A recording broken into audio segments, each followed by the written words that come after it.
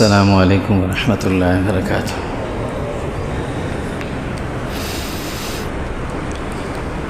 الحمد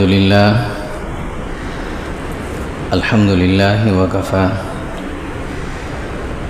وسلام علی عبادہ الذین اصطفی، اما بعد فاعوذ باللہ من الشیطان الرجیم، بسم اللہ الرحمن الرحیم۔ قال اللہ سبحانہ وتعالی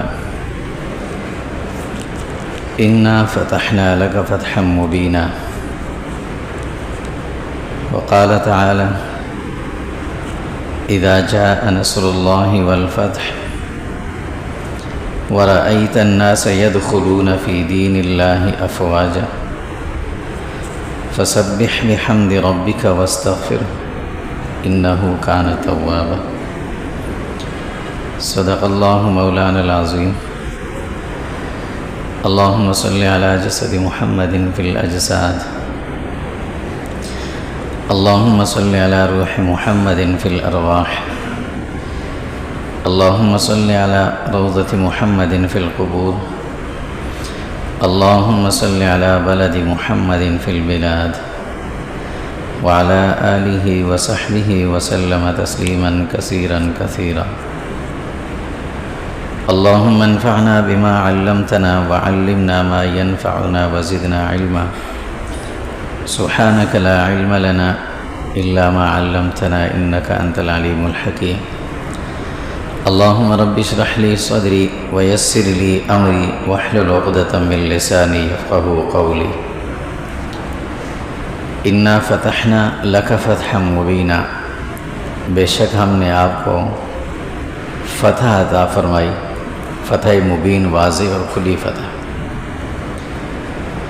اذا جاء نصر اللہ، اور جب اللہ کی مدد آئی، ورأیت الناس، آپ دیکھیں گے لوگوں کو، یدخلون فی دین اللہ افواجا، جو جماعت در جماعت دین کی طرف آئیں گے۔ سن 6 ہجری کی بات ہے، ہجرت کا 6واں سال تھا۔ حضور صلی اللہ علیہ وسلم نے خواب دیکھا کہ میں عمرے کے لیے جا رہا ہوں، عمرہ کر رہا ہوں، صحابہ بھی ساتھ ہیں۔ تو آپ صلی اللہ علیہ وسلم نے صحابہ کو اپنے خواب کے بارے میں بتایا۔ ظاہر ہے انبیاء علیہم السلام کا جو خواب ہوتا ہے وہ بھی اللہ کی طرف سے حکم اور اشارہ ہوتا ہے اس کا۔ حضور نے صحابہ کے سامنے بات رکھی کہ ہم جیسے عمرے پہ جا رہے ہیں، تو صحابہ تو پہلے سے ہی دل میں یہ ارمان لیے بیٹھے تھے کہ ایک عرصہ ہو گیا ہے بیت اللہ کو دیکھا نہیں ہے، وہاں سے مکہ سے ہمیں نکال دیا گیا تھا، تو آ گئے تھے۔ صحابہ بھی تیار ہو گئے، چنانچہ 1400 صحابہ کی جماعت تیار ہوئی، اور حضور صلی اللہ علیہ وسلم صحابہ کو لے کر روانہ ہوئے کہ ہم نے عمرہ کرنا ہے۔ صرف اپنے ساتھ کسی قسم کا کوئی ہتھیار نہیں رکھا کسی نے بھی، حتیٰ کہ نہ کسی کے پاس تلوار تھی، نہ کسی کے پاس نیزہ تھا، نہ کوئی کمانیں تھیں، نہ تیر، کچھ بھی نہیں تھا۔ صرف اپنی ضرورت کی چیزیں ساتھ لیں اور آپ روانہ ہو گئے۔ احتیاطاً آپ نے اپنے ساتھ ہدی کے کچھ جانور بھی لے لیے کہ کہیں اگر ہمیں روک دیا، واپس آنا پڑ گیا، احرام کھولنا پڑ گیا تو ظاہر دم تو دینا ہوگا، جانور بھی ساتھ لیے۔ حضور مدینہ طیبہ سے روانہ ہو کر جب مکہ پہنچنے لگے، ابھی پہنچے نہیں تھے، بہت پیچھے تھے، مکہ والوں کو اطلاع مل گئی۔ اہل مکہ نے پہلے سے یہ طے کر لیا کہ ہم نے مسلمانوں کو مکہ میں داخل ہونے نہیں دینا، کسی صورت میں نہیں داخل ہونے دیں۔ سب نے مشورہ کر لیا۔ حضور حدیبیہ کے مقام پہ پہنچے، وہاں سے کچھ پیغام بھیجے، حضرت عثمان رضی اللہ کو بھیجا، مکہ سے کچھ لوگ آئے۔ خیر حضور وہیں رکے رہے حدیبیہ پہ، آپس میں مذاکرات ہوتے رہے، بات چیت ہوتی رہی۔ اہل مکہ نے یہ شرطیں رکھی، بہت ساری شرطیں رکھی تھیں، اور وہ تمام شرائط اتنی سخت تھیں کہ وہ سب کی سب مسلمانوں کے خلاف جا رہی تھیں۔ بظاہر مسلمانوں کے خلاف وہ شرائط آ رہی تھیں۔ ان میں سے ایک شرط یہ رکھی گئی کہ ابھی آپ نے عمرہ نہیں کر سکتے، آپ نہیں آ سکتے، آپ واپس جائیں۔ اگلے سال ہم آپ کو اجازت دیں گے، وہ بھی کچھ شرائط کے ساتھ، ابھی آپ چلے جائیں واپس۔ اب احرام باندھے ہوئے سب آ گئے، ظاہر ہے احرام کھول کے واپس جانا ایک یہ بڑا مسئلہ، پھر ہر ایک کے لیے دم واجب ہو جانا، دم دینا، یہ بھی مسائل۔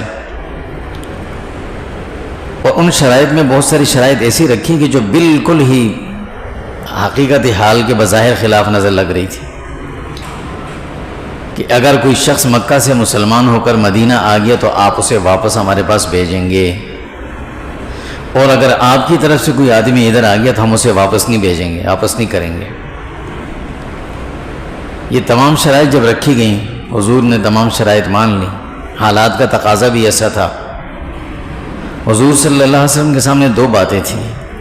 حضور نے ان کے سامنے جو بات رکھی وہ یہ رکھی کہ دیکھو بھئی، ہم کوئی لڑنے نہیں آئے، کسی صورت میں ہم آپ سے الجھنا نہیں چاہتے، ہم احرام میں ہیں، احرام کی حالت میں تو ہم سخت بات بھی آپ سے نہیں کریں گے، ہمیں روکو مت، صرف ہمیں جانے دو، ہم بیت اللہ پہنچ جائیں، عمرہ کر لیں۔ اس پہ کتنا وقت لگے گا عمرے پہ؟ طواف کرنا ہے، سعی کرنی ہے، حلق کرنا ہے، واپس ہم نے چلے جانا ہے، اتنا ہمیں اجازت دے دو۔ ہم اتنا دور سے چل کر آ گئے، اور اس زمانے کا سفر یا تو اونٹوں پہ ہوتا تھا یا پیدل ہوتا تھا، تو مکہ سے جو مدینہ جانے کا سفر ہوتا تھا کم از کم اس میں ہفتہ لگتا تھا، کہ اتنا دور سے ہم چل کے، اتنی تھکاوٹ سب کچھ کے باوجود، اس میں خواتین بھی ہیں، حضور صلی اللہ علیہ وسلم کے ساتھ ام المومنین حضرت ام سلمہ رضی اللہ تعالیٰ عنہ بھی تھیں سفر میں، اور صحابیات بھی تھیں، تو ہمیں جانے دو۔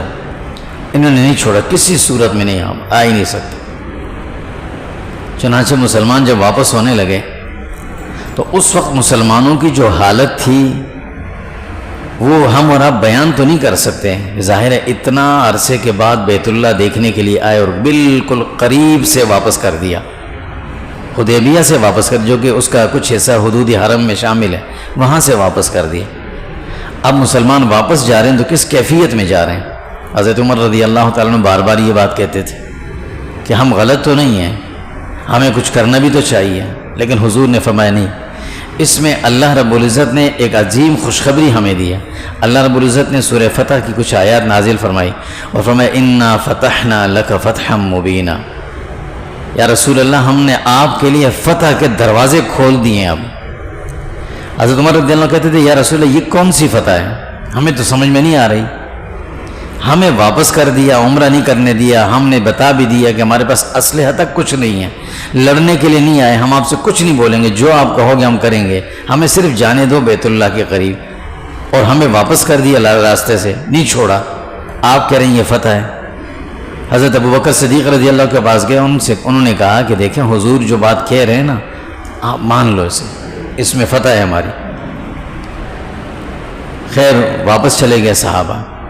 اللہ رب العزت نے حضور کو جو وہاں بات بتائی سنائی وہ یہ فتح تھی کہ آپ اس سال واپس چلے جائیں، اور اگلے سال سن 7 ہجری کو سب سے پہلے خیبر فتح ہوگا، خیبر سارا آپ کو ملے گا، جو مدینہ طیبہ کی وہ قیمتی حصہ تھا مدینہ طیبہ کا، کہ جہاں بڑے بڑے باغات کھجوروں کے، فصلیں، زرخیز علاقہ، یہ آپ کے پاس آئے گا، اور جب خیبر آپ کو مل جائے گا تو اس کے بعد آپ کی طاقت بھی بڑھ جائے گی، آپ کی معاشی طاقت بھی اچھی ہو جائے گی اور افرادی قوت بھی اچھی ہوگی، پھر اس کے بعد ہم آپ کو مکہ بھی دیں گے۔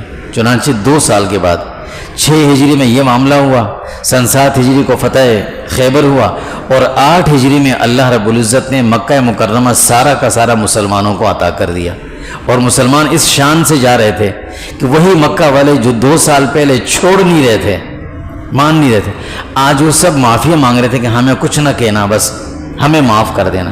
حضور نے فرمایا ہم پہلے بھی کچھ نہیں کہا، اب بھی کچھ نہیں کہتے تمہیں، ہمیں ہماری طرف سے اب بھی معافی ہے، لڑنا مت ہمارے ساتھ، ہم آ رہے ہیں عمرہ اپنا مکہ مکرمہ، اللہ نے مکہ عطا فرمایا۔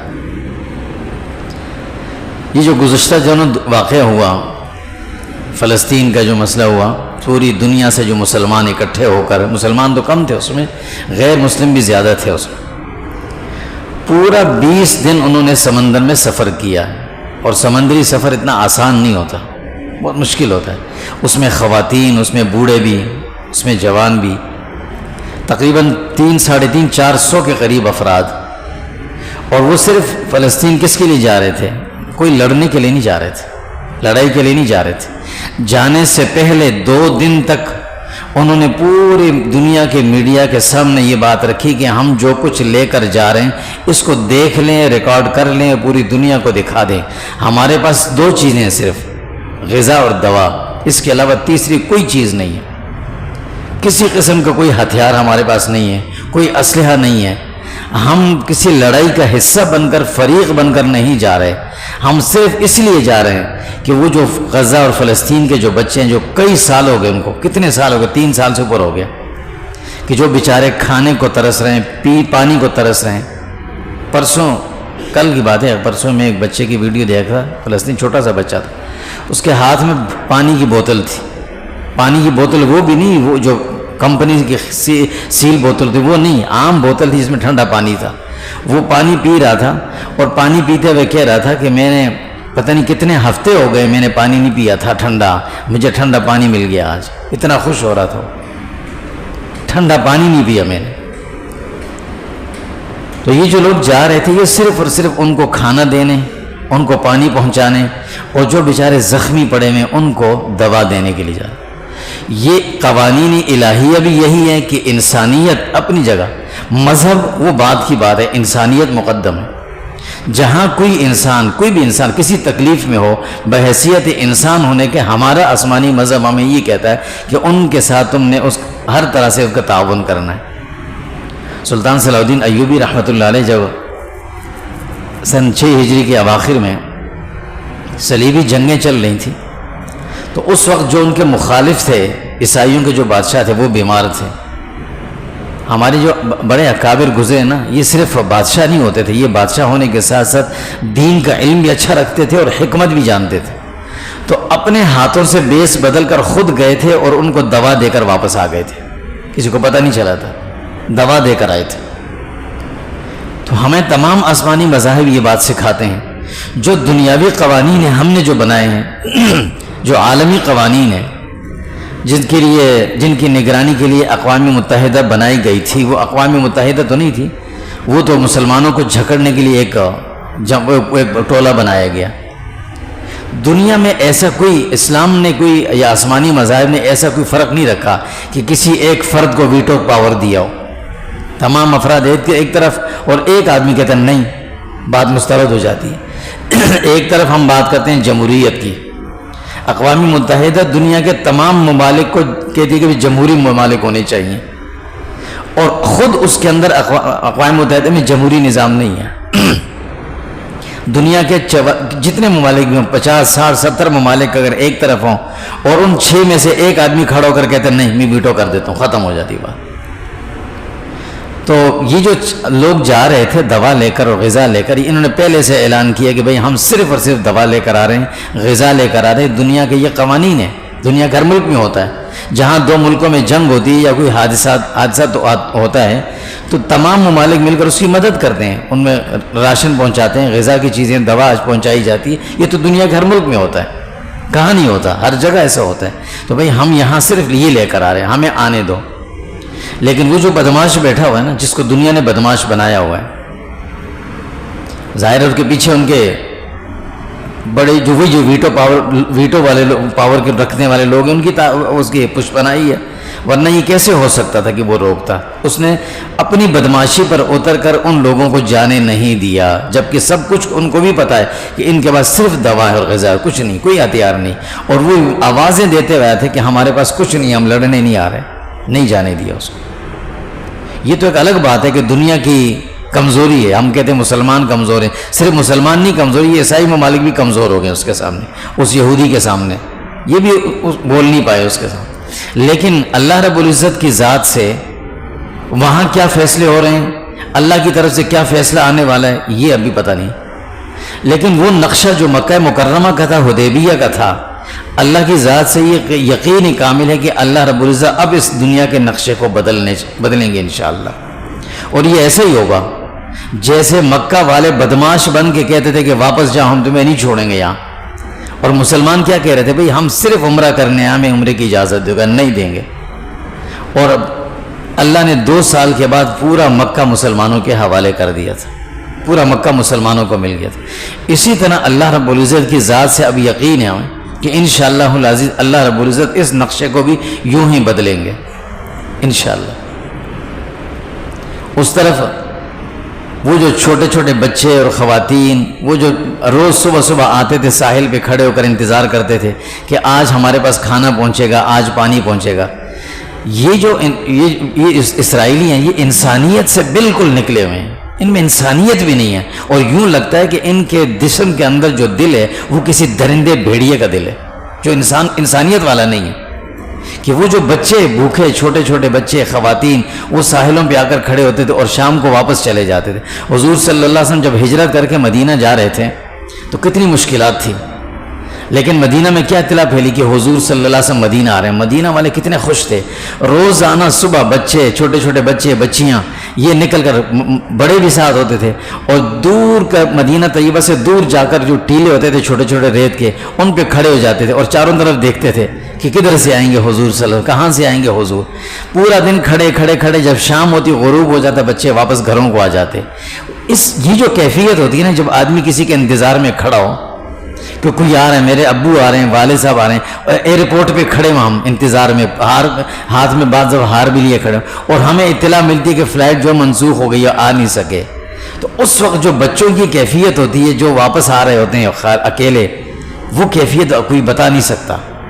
مدینہ طیبہ کے بچے ایسے انتظار کر رہے تھے کہ حضور آ رہے ہیں، حضور آ رہے ہیں۔ شام ہوتی واپس گھروں کو آ جاتے ہیں، آج تو نہیں آئے، دوسرے دن پھر جا کے کھڑے ہو جاتے۔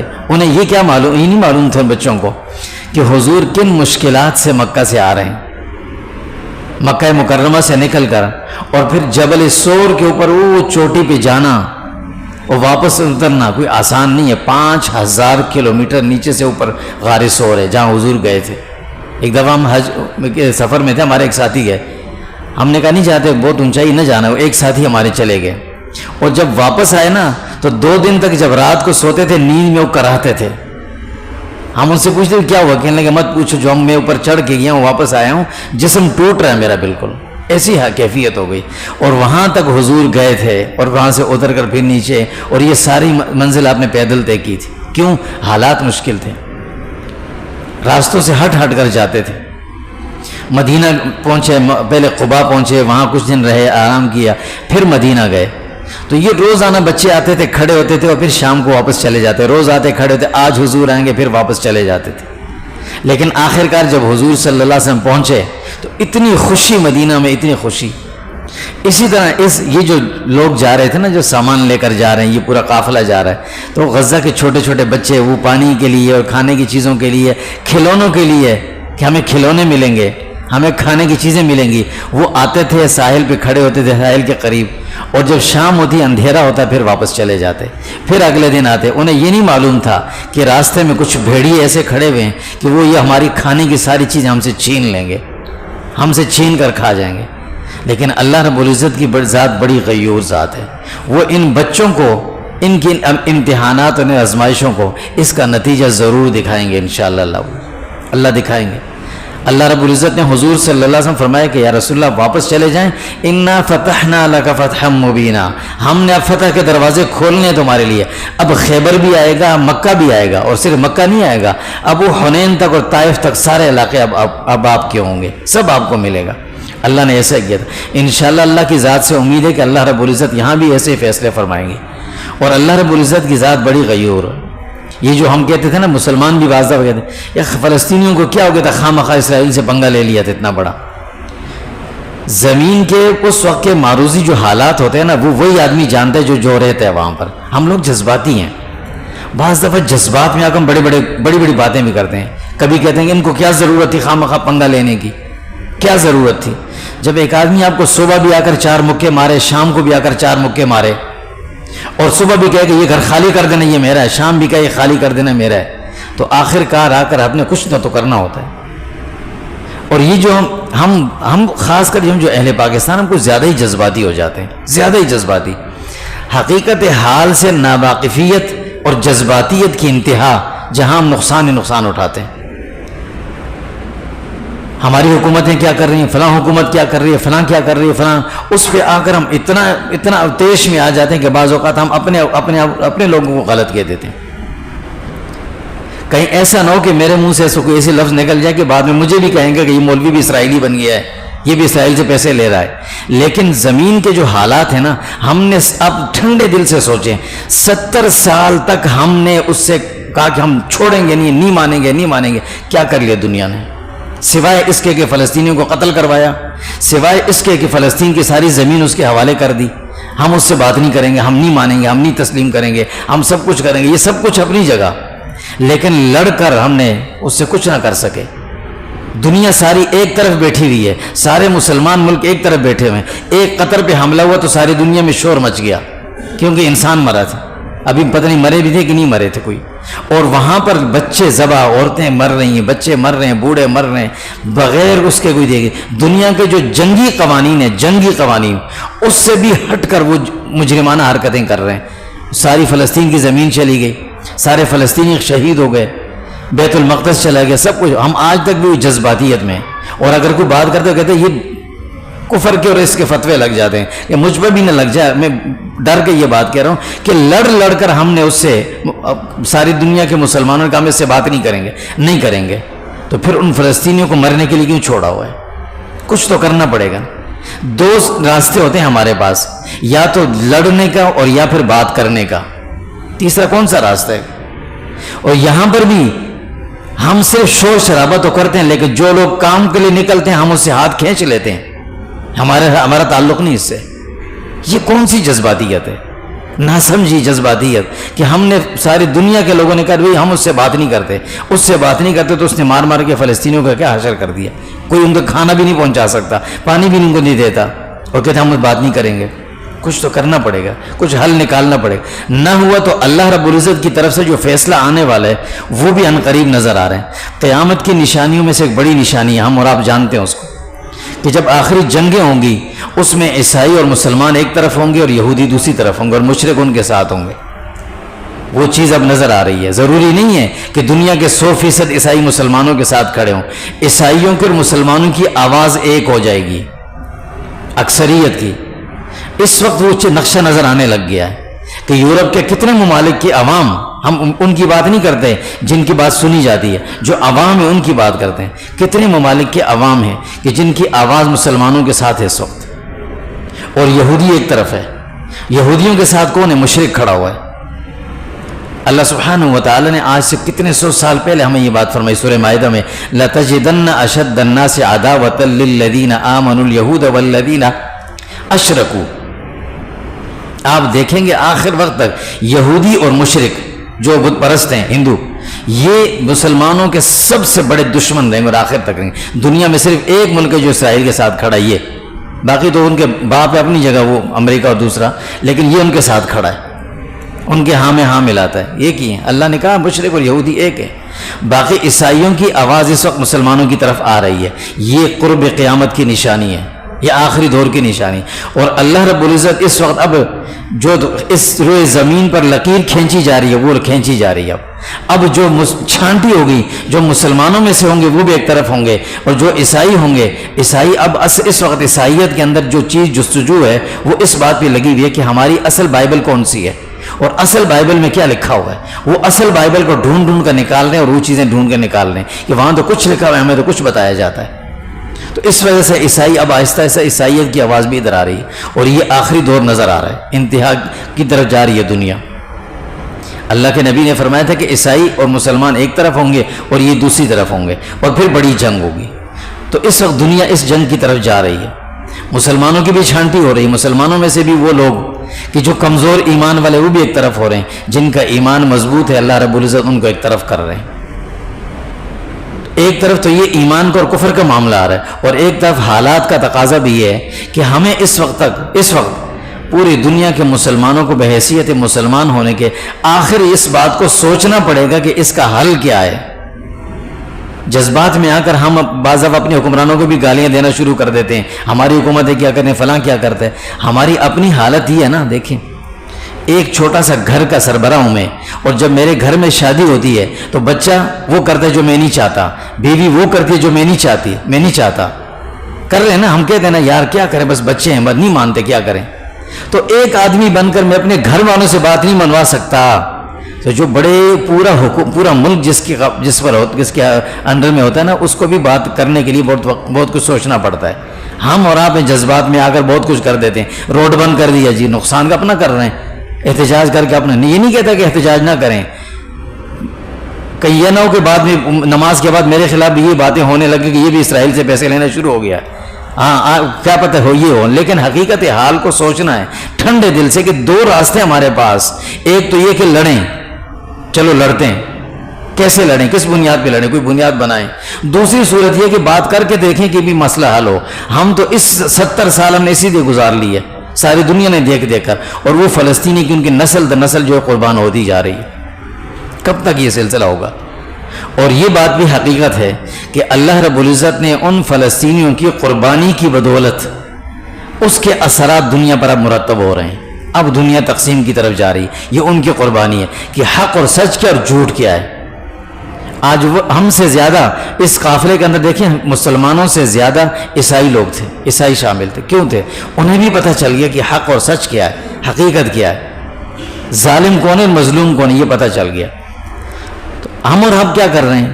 نہ کبھی ہم نے ان کے لیے دعائیں کی دل سے، جتنا ہم اپنے لیے کرتے ہیں اتنی دعائیں کبھی ان کے لیے نہیں کی، نہ کبھی ہم نے ان کے ساتھ مالی مدد کی ہے، نہ کوئی مالی تعاون کی، ہاں الٹا یہ باتیں ہم نے کی، یہ دیکھو یہ فلاں، اور موڑ توڑ کے لا کر بات ڈالی کسی داڑھی مولوی پر، یہ مولوی ایسے کرتے ہیں، یہ مولوی کی وجہ سے ایسا ہوا، گو موڑ توڑ کے لا کر بات وہیں ڈالتے ہیں، اس نے ایسا کیا۔ اس وقت تک جتنا وہاں ان لوگوں کو پانی گھونٹ قطرہ مل رہا ہے یا کوئی کھانے کو نوالا مل رہا ہے نا، وہ یہ پاکستان کے علماء ہی بھیج رہے ہیں سارے، میں کھول کے یہ بات بتاؤں، علماء ہی کر رہے ہیں سارا، دعائیں بھی وہی کر رہے ہیں اور سب کچھ وہی کر رہے ہیں جو کچھ ہو رہا ہے۔ ساری دنیا کو اس نے ایسے بلاک کر کے رکھا ہوا کہ کوئی آگے نہیں جاتا۔ تو اس وقت مسلمانوں کو بحیثیت مسلمان ہونے کے اب ہمیں سوچنا پڑے گا، اب اللہ نے واضح تقسیم شروع کر دی ہے، عیسائیت اور مسلم ایک طرف ہو گئے، یہودی اور ہندو دوسری طرف آ گئے، یہ وہ آخری نشانی میں سے بڑی نشانی میں سے ایک نشانی آ گئی۔ اب مسلمانوں کو سوچنا ہے ہم نے کس طرف جانا ہے، اور سوچ سمجھ کر سارے قدم اٹھانے کی کیا کرنا ہے۔ ابھی اللہ کی طرف سے فیصلہ آ گیا، اب اللہ آخری فیصلہ کریں گے اس کا، یہ کیا ہونا ہے۔ میں نے بتایا آپ کو کہ صلح حدیبیہ کے 2 سال کے بعد اللہ نے فتح کے سارے دروازے کھول دیے تھے، اور یہاں اتنی بڑی قربانی ان لوگوں نے دی ہے، ان لوگوں سے اللہ نے لی ہے، یہ قربانی ضائع نہیں ہوگی، اس کا نتیجہ اللہ نکالیں گے، لیکن اس کے نتیجے کے بعد پتہ چلے گا کہ مسلمانوں میں سے کتنے ایسے تھے جو دوغلے تھے، وہ بھی نکل جائیں گے، اور مسلمانوں میں سے سچے کون تھے وہ بھی ایک طرف ہوں گے۔ اللہ کو تعداد کی ضرورت نہیں ہے، اللہ یہ دیکھ کر کبھی خوش نہیں ہو جائیں کہ خدائی میں اضافہ ہو رہا ہے کہ بھئی دنیا میں 60 ملک ہو گئے مسلمانوں کے، 70 ملک ہو گئے مسلمانوں کے، اس سے کوئی فرق نہیں پڑتا۔ حضور صلی اللہ علیہ وسلم کے ساتھ صرف 300 آدمی تھے، 313 تھے، تلواریں صرف 6 تھیں، میدان تھا بدر کا، سامنے مقابلہ اتنا بڑا تھا، سامنے جو لوگ تھے وہ مسلح تھے، مکمل جنگجو تھے، ادھر یہ 313، اور وہ بھی جنگ کی نیت سے نہیں نکلے تھے، بات کچھ اور تھی، اچانک حالات ایسے بن گئے تھے، اللہ نے مسلمانوں کو فتح دی، وہاں سے فتوحات کا سلسلہ شروع ہوا ہے، اور یہ ہوگا، لیکن اللہ رب العزت مسلمانوں کی بھی چھانٹی کریں گے۔ اس زمانے بھی مدینہ میں تھے منافقین، حضور کے ساتھ جاتے تھے، ہم بھی جنگ میں جا رہے ہیں، ہم بھی جائیں گے، لیکن وہ کس نیت سے جاتے تھے؟ وہ اس نیت سے کہ مسلمانوں کو فتح ہوگی، ہمیں کچھ مل جائے گا۔ حضور صلی اللہ رب العزت نے سورہ احزاب میں آ کر سارا فیصلہ کر دیا، سنا دیا کہ اب اس کے بعد ان لوگوں کو ساتھ نہیں رکھنا، بے شک یہ کہیں ہم مسلمان ہیں، بے شک یہ آپ کو بلا بلا بھی کہیں گے، آپ پر الزامات بھی لگائیں گے، لیکن ان کو اب ساتھ نہیں رکھنا، اب آپ کے ساتھ صرف یہ صحابہ کی جماعت ہوگی جو یہ ہیں، اور ان کے ہاتھوں اللہ رب العزت دنیا کے اندر اسلام کو غالب کریں گے۔ تو اب ان فلسطینیوں نے جتنی قربانی دے دی تھی، اس قربانی کا صلہ اب اللہ رب العزت دیں گے پوری دنیا میں، لیکن ہم مسلمانوں میں بھی چھانٹی شروع ہوگی، اور یہ دور آخر آ گیا۔ اب اس کے بعد اللہ کی طرف سے جو فیصلے انتہا کے وہ شروع ہو گئے۔ اللہ تعالیٰ ہم سب کی حفاظت فرمائے، اور اللہ رب العزت ان مظلوم فلسطینیوں کی ایسی مدد فرما دے کہ جتنی بڑی انہوں نے قربانیاں دی ہیں، اللہ اتنا بڑا صلہ ان کو دنیا میں بھی دیں، اور اس سے بڑھ کر صلہ ان کو آخرت میں بھی دیں۔ وصلی اللہ تعالیٰ علیہ وسلم۔